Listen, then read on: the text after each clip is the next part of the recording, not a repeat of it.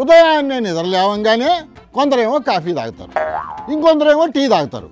కానీ ఏపీలో చంద్రబాబు 6 గంటలకే మద్యం షాపులు తెరిచి మందు బాబులతో మద్యం తాగిస్తున్నారు అంటున్నాడు కాకాని గోవర్ధన్ రెడ్డి సారు. వాట్సాప్ గ్రూపులు పెట్టుకొని గూడు పుటానీ చేస్తున్నారు అంటున్నారు ఆయన. నమస్తే సార్. చంద్రబాబు ఎన్నికలకు ముందు ఏం చెప్పాడు? ఏం చెప్పాడు? అతి తక్కువ ధరకే మద్యం ఇస్తాను. అవును, మందు బాబులంటే ఆయనకి చాలా ప్రేమ. ఎక్కడికి పోయినా సరే బాటిల్ చూపించి మందు బాబులు చూస్తున్నారా, మీకు అతి తక్కువగా చౌకగా మద్యం ఇస్తాను. బాటిల్ చూపిస్తేనే మందు బాబులు నమ్మతాడని అలా చెప్పుంటాడు సార్. గతంలో ఉన్నటువంటి బ్రాండ్ని మొత్తం తీసేస్తాను అన్నాడు. అసలు ఈ బ్రాండ్లు తీసేయడం ఎందుకు సార్? ఈ మద్యం మొత్తం తాగితే 2 రోజుల్లో చచ్చిపోతాడు, 3 రోజుల్లో చచ్చిపోతాడు, లివర్ చెడిపోద్ది.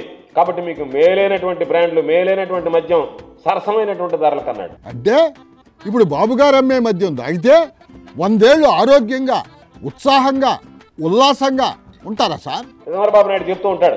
ఏం చెప్తా ఉంటారు సార్? నేను సంపదను పెంచుతాను అని. అవును, సంపద పెంచడం అనేది ఆయనకి వెనతో పెట్టిన విద్య.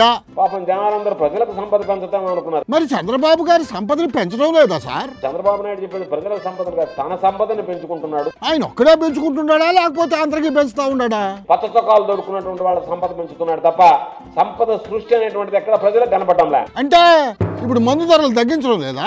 విక్రయించేటువంటి ప్రతి సీసా మీద 5 రూపాయలు ఇవ్వాలనేటువంటిది ఈ రోజు ఉన్నటువంటి లిక్కర్ సిండికేట్ ఏదైతే ఉందో చంద్రబాబు నాయుడుతో లావాదేవీలు జరిపినప్పుడు కుదుర్చుకున్నటువంటి ఒప్పందము. ఊరే తగ్గిస్తానని చెప్పి హామీ ఇచ్చి ఇప్పుడేమో దానికంటే ఎక్కువగా రేటు పెంచేస్తున్నాడా? ఇదేందయ్యా, ఇదే ఇంత అన్యాయమా?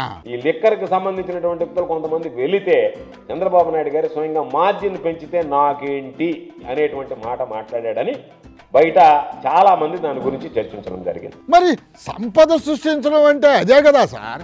కాకపోతే ఆ సంపద ఎవరి జోబుల్లోకి పోతుంది అనేది ఎవరు అడగకూడదు, అంతే. ఒకసారి చూడండి, ఉదయం 6 గంటలకే షాపులు ప్రారంభమైపోతున్నాయి. ఎక్కడ కావాలన్నా లిక్కర్ 24/7. ఓ అమ్మో, ఉదయం 6 గంటలకే ఓపెనింగా? అంత పొద్దున్నే జనం చేత తాగిస్తున్నారా బాబు గారా? నిద్ర లేచి బెడ్ కాఫీ తాగేవాళ్ళం మనం. ఇప్పుడు బెడ్ కాఫీ అవసరం, బెడ్ లిక్కర్ రెడీ. బెడ్ లిక్కరా? భలే ఉంది సార్ ఇదే. మందు బాబులు నిద్ర లేవంగానే మందు కోసం అల్లాడిపోకుండా వారి సంక్షేమం కోసం ఈ ప్రభుత్వం ఎంతగా ఆలోచిస్తుందో ఒకసారి ఆలోచించండి సార్. మొన్న లోకేష్ బాబు చెప్పాడు. ఆయన ఏం చెప్పాడు సార్? WhatsApp governance. అవును సార్, నేను విన్నా. ఏ పని కావాలన్నా సరే ఇట్టే వాట్సాప్లో పెడితే అట్ట అయిపోద్దంట.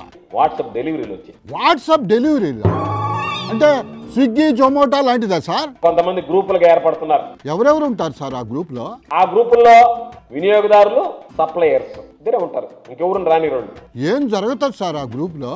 ఇతను మెసేజ్ పెడతాడు, నాకు ఈ బ్రాండ్ ఇన్ని బాటిల్స్ కావాలని, వెంటనే డోర్ డెలివరీ అయిపోతుంది. ఒరే, వాట్సాప్ గవర్నెన్స్ అంటే ఇదే. నాకు ఈ బ్రాండ్ కావాలని ఇట్లా మెసేజ్ పెడితే అట్లా ఇంటికి డెలివరీ అయిపోద్దా?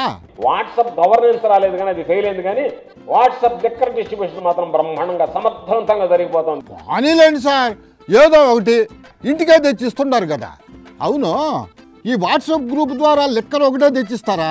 మిరపకాయ బజ్జీలు, మిక్చరు, ఉడకబెట్టిన పల్లీలు, చీకులు కూడా తెచ్చిస్తారా? మా ఎల్లి మామను ఒకసారి కనుక్కోవాలబ్బా.